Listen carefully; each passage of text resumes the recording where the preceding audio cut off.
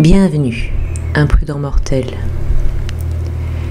Vous vous rappelez quand j'ai raconté l'histoire de Locuste? On pensait que c'était l'une des tueuses en série les plus prolifiques, puisqu'elle était protégée par les grands de ce monde. Mais, quelques siècles plus tard, toujours en Italie, Gila Tofana a sans doute explosé son record. Alors approchez-vous du feu, asseyez-vous, et écoutez l'histoire cruelle de l'empoisonneuse de Palerme.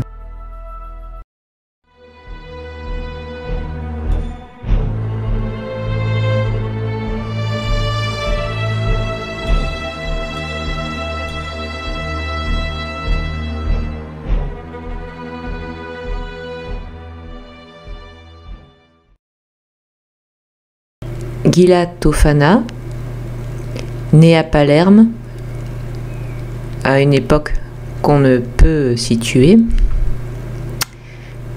avait été courtisane et aussi, les indices, une tueuse en série. Moi je dirais plutôt une tueuse à gages, puisqu'elle agissait sur la demande de clients, mais dans ce cas, elle était sans doute l'une des plus prolifiques ayant existé parce qu'on lui attribue pas moins de 600 victimes. Elle était la fille, ou peut-être la petite-fille, de Tofania d'Adamo, une apothicaire dont on disait qu'elle avait assassiné son mari et qui fut exécutée à Palerme le 12 juillet 1633. Cela explique en tout cas les connaissances qu'avait Gila Tofana, d'autant que c'est très probable que Tofania ait utilisé elle-même le poison pour tuer son mari. Gila Tofana devint veuve et était décrite comme très belle. Elle avait pour complice sa fille, ou peut-être sa sœur, Girolama Spera. À l'époque de Gila Tofana, la plupart des mariages étaient arrangés, sans possibilité de divorcer. Donc, de nombreuses femmes malheureuses en mariage seraient, entre autres, venues demander son aide à Gila Tofana. Cette dernière avait mis au point l'Aqua Tofana, l'eau de Tofana, un poison à base d'arsenic, plomb et belladone. Il ne laissait pas de traces, il était incolore, inodore et insipide. En quelques jours seulement, il pouvait tuer après ce qui ressemblait à une maladie.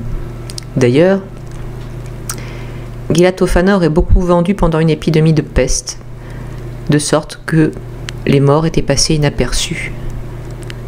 La recette se serait transmise pendant près de 50 ans et Gila Tofana aurait gardé cette recette secrète pour pouvoir continuer à le vendre. Vers 1650, une cliente a voulu empoisonner son mari en versant quelques gouttes dans sa soupe. Mais soit qu'elle n'ait pas respecté la posologie et que l'époux ait survécu, soit que finalement la dame ait eu des remords et empêché son mari de boire sa soupe, il comprit qu'il y avait eu un empoisonnement là-dessous et força sa femme à lui révéler ce qu'elle savait. Finalement, cette dernière dénonça Gila Tofana. On enquêta et découvrit que cette dernière vendait l'Aqua Tofana sous l'aspect d'une forme de poudre de maquillage ou d'une huile dans des fioles dites des mannes de Saint-Nicolas de Bari, un saint très célèbre dans la région. Personne n'y prêtait attention, parce qu'ensuite, ces fioles ou poudres étaient cachées dans le nécessaire à maquillage des dames, et d'ailleurs, Gila avait comme couverture d'exercer comme vendeuse de cosmétiques. Le poison était alors l'arme la plus utilisée par les femmes pour se débarrasser de leurs époux. Et pour cause, ça passait inaperçu. L'arsenic, qui rentrait dans la composition de son aqua, était utilisé depuis les Romains. Mais l'autre, c'était les baies de belladone, une plante parmi les plus toxiques au monde. En 1659, elle subit un procès et s'acheva par plusieurs condamnations à mort. Celle de Gila, celle de sa fille Girolama et certaines clientes. 41, dit-on. Sous la torture, Gila admit avoir vendu entre 1633 et 1651 à Rome assez de poison pour tuer 600 personnes. Mais elle assura que sa concoction aidait beaucoup de femmes malheureuses et opprimées. Gila Tofana fut exécutée En juillet 1659, avec Girolamo Spera, 3 de leurs apprentis. Des années plus tard, Wolfgang Amadeus Mozart, au moment de sa mort, était certain qu'il avait été empoisonné à l'aide de l'aquatofana. Mais c'est infondé. Aujourd'hui, on pense qu'il a plutôt succombé à une maladie des reins. On peut trouver Gelatofana terriblement immoral pour avoir tué près de 600 personnes, mais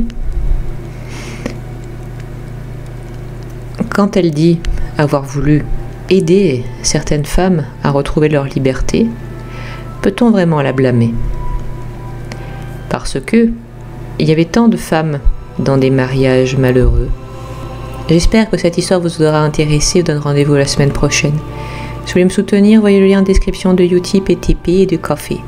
N'oubliez pas de vous abonner, de mettre un pouce bleu, de commenter, de regarder sous le lit avant d'éteindre la lumière. Au revoir, imprudent mortel.